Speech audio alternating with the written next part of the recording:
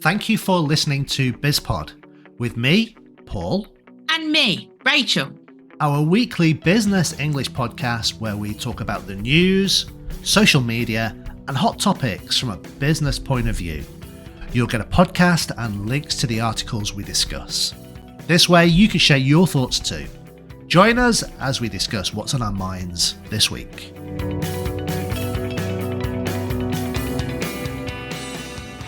Paul, we're doomed. We're doomed. I don't think you do a very good Scottish accent, Rach. What am I doing an impression of? I'm not sure. I know that I know we're doomed, but I don't know where it comes from. The guy was called Frasier. Yeah? Not from the sitcom Frasier? No, from the TV series about the guys, the old fellas in the army. Not only fools and horses. Do you think you are kidding, Mr. Hitler? If you think we're on the run. What was it called? I don't know. Dad's Army. Dad's Army, yeah. We're doomed, Mr. Mannering. There was a Scottish guy. When things went wrong, he always went, "Oh, we're doomed. We're doomed, Yeah. Mr. Mannering." I think you're showing your age with Dad's Army. I don't think anyone who's listening to this is going to know Dad's Army. Anyway, we're going to talk about the Doomsday Clock. Apparently, it's never been closer to metaphorical midnight. What does that mean? It means we're doomed, I suppose. We're doomed. We're doomed. If you're going to do that every time we say Doomsday, It's going to be a long podcast. It's going to be a long podcast. Okay, it's 89 seconds to midnight. And what happens at midnight? We all die. Oh, right. Fair enough. We okay. cease to exist. So we don't have long left. Yeah. Fair enough. 89 seconds, that's not even enough time to have a coffee. No, apparently the article says that in 2025, the clock time signals that the world is on a course of unprecedented risk and that continuing on the current path is a form of madness. Wow. Okay, I'm going to stop you. Unprecedented. You hate that word, don't you? It's because everybody is using the word unprecedented. Since the pandemic. Yeah, since the pandemic. This is unprecedented. This hasn't happened in years. It's unprecedented. Yeah. Well, if it happened 2 years ago, it isn't unprecedented. It's just not frequent. Yeah. Everyone's using unprecedented as like it's never been faced before. Yeah, that's what it means. Mm-hmm. But everyone's using the word. But it's like everyone's suddenly discovered this new word and everybody's using it. But they're all using it incorrectly. Yeah. Don't use it, guys. Just don't use it. Like, moreover. Yeah. It's the correct word in the correct place, but just don't use it. Yeah. Mm-hmm. Anyway, so humanity is closer than ever to catastrophe, according to the atomic scientists behind the... We're doomed! The Doomsday Clock. Okay. Well, I mean, it's an interesting article that sort of talks about... it's been going for like 70 or 80 years, and it's talking about humanity sort of facing disaster and then moving away from disaster, then moving back towards the brink of disaster, and then moving... It's it's a really nice historical story about how different things happening have caused the clock to go closer and further away. It's moved in both directions many times. Yeah. And it's just, I think it was designed to give people a visual representation of unprecedented catastrophes. I just wanted to use the word. Of catastrophes or disasters that humanity was facing. Yeah. I mean, one of the things it talks about climate change in there. Now, I'm not a climate skeptic, but climate change is not unprecedented. No. The climate... It's changed many times. It's changed many times. It is constantly changing. I think the thing about climate change, it needs to be reworded. It's changing not due to nature, but due to human actions forcing a change. That's the thing. Forcing a change, perhaps we're speeding the change. Yeah.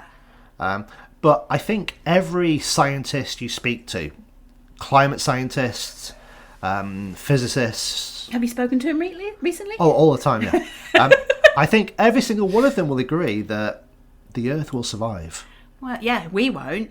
And we won't. It'll be right that we won't, because we'll be the ones who ruin it. Yeah, nature finds a way, doesn't it? Yeah. The Earth will survive. Yeah. We may not be around for it, but the planet is going to be fine. Yeah. You know, when you look at the time scale of the planet, how long? You know, let's say the planet Billions and billions Earth, and billions of years. it's been around for 4.5 billion years. We've existed For a millisecond. on that time frame, a millisecond. Yeah. You know, Yeah. the planet will be fine. Yeah. Don't worry about the planet. The planet is going to be absolutely fine. We should worry about ourselves. Yeah. We're not going to be fine. The planet will be fine because we will be gone and stop damaging it. Yeah. Yeah. I mean, it doesn't just talk about climate change. It talks about nuclear weapons. It talks about AI. It talks about infectious diseases. It talks about conflict. Yeah. But it also talks about, very interestingly, conspiracy theories as a potent threat multiplier. Yeah. To undermine public discourse in general. Yeah. Wow. That's social media there. That's social media. Yeah, that's Elon Musk. Zuckerberg. And yeah. They've got something to answer for. They have a lot to answer for, those guys. And Trump. Don't forget Trump. We've got to throw Trump in there as well. Okay. Yeah. Yeah, but certainly AI, I mean, artificial intelligence is listed as a threat, a potential threat. Maybe it is, but I don't think it's a threat in the way that people are thinking about it. When people think about AI as being a threat, you think science fiction movies, Terminator, you know, AI taking control and deciding to, you know, I don't think that's ever going to happen. Hopefully not in our lifetime, Paul. No, it's not going to happen. Not in our lifetime. It's never going to happen. What the threat from AI is that it's going to do all the work for companies. No. We identified yesterday a job which AI will not do. Okay. Do you remember what that job was? Do you know what? No, I don't. The guy who was replacing the water channel, the pipes for the wastewater. He was digging a big hole, and you said, yeah, but there'll be machines that come along that dig a hole and all of this. And I said, yeah, but the cost of the machine might be more than they just paying a guy to dig a hole. So you and me are going to become water pipe hole diggers. Okay. If that's what it takes, that's what it takes. I can dig a hole as good as anybody, I think. I mean, it was deeper than him, wasn't it? We could just about see his head. Yeah, and he was still digging. He was still digging. He was doing a good job as well. Well, yeah. Well, it was digging a hole. I mean, it was a good hole. Okay, as opposed to a bad hole. Have you? Yeah, can you tell the difference between a good hole and a bad hole? It was neat. It was tidy. In fact, no, it wasn't a hole. It was more of a channel, wasn't it? A trench. A trench. Ooh, yeah. So there you go. We have a future in digging trenches. Yeah. If all else fails. Yeah. So it says on the article, these threats are not new. Yeah. Scientists said that despite unmistakable signs of danger, national leaders and their societies have failed to do what is needed to change course. Well, that's humankind all over, isn't it? Yeah, of course. We go, yeah. Yeah. But I think what is new is the idea of the conspiracy theories. Yeah. I think they've always been conspiracy theories, but I think with the rise of social media, those anyone can start a conspiracy nowadays. Spreads like wildfire. And they can spread, and you know, not good. Well, I think some of it. It's not good. Some of it can be quite amusing if you understand what's really happening.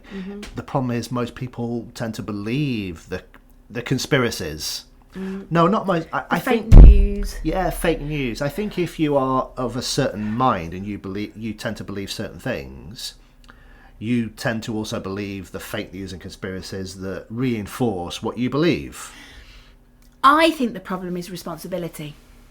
Okay. Everybody looks at a problem, any problem, and they go, oh, the government should do something about that.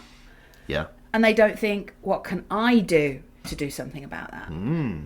I think if people start taking responsibility instead of palming responsibility off to governments who are never going to do anything because it's not within their interest, things might change. So you're harking back to the JFK inauguration speech. Am I? That's not what your country can do for you. That's what you can do. That's what you can do for your country. Come on, JFK. You had it right, but nobody listened. No, they didn't. There we go. It's unprecedented. Right. Well, it's a very interesting article. There is also a nice part when it talks about the history of why it became a Doomsday Clock and how the image was designed.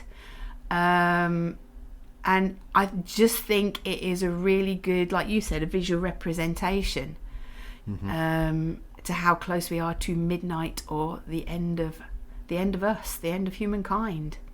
Yeah, I think we'll be okay for another few years. I hope so. At least until the end of the season of BizPod that we're doing. Oh God, yeah, absolutely. Oh, yeah. We've got so many guests lined up. It's amazing. Yeah, so the world can't end because we've got guests. Guests, yeah, we've invited them. Yeah. Okay. All right. For now, I think we better end and sign off. Yeah, and think about something a little bit more positive. Okay. All right. Bye. Bye. Thanks for listening. We hope you liked our podcast. And please don't forget to subscribe and stay connected with us. Until next time, goodbye.